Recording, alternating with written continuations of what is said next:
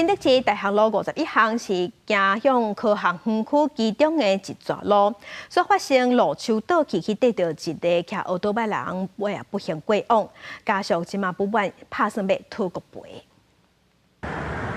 桥下骹的路段车真多，这是新德市大学路51巷，嘛是要去德科一定会经过的其中一条路。结果19上班时间，因为有路边的树仔倒去，造成迄天塞车3点钟。但是后壁煞阁发现讲，这其实唔那只是单纯的路树仔倒去的事件尔。路树压倒下来，但是却不知道当天竟然因为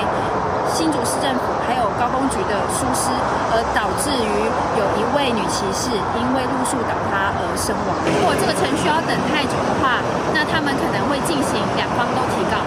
当来看19早起，一个查某骑奥多麦经过这个路段，结果路边的树仔倒去，伊互缀条，真无简单才骑起来，煞阁互电火条仔缀一个倒去。规个事件是影响3台汽机车，这个骑奥多麦的送医急救几工了后死亡。家属事后发问讲，规个事件是互一个火啊，因为安尼破嘴啊。但是我和高工局煞伫遐互相在杀责任，因建议要提出个赔。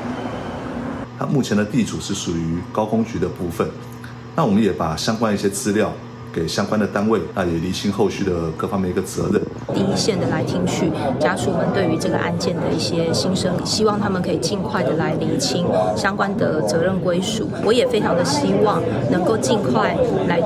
帮家属进行这个相关的赔偿事宜的申请。但是这一件事情的程序上，我们也是尽力的全力来配合新竹地检署的调查。目前伫现场嘛是会当看到一寡长期的树枝，因为这个路段路边的树仔是新德市政府也是高工局在管的，但是两个单位的见解无同。高方案讲已经把资料交予检方，希望较紧来厘清责任的归属。若是新德市政府需要赔偿，嘛绝对袂闪避，会全力来配合调查。记者综合报道。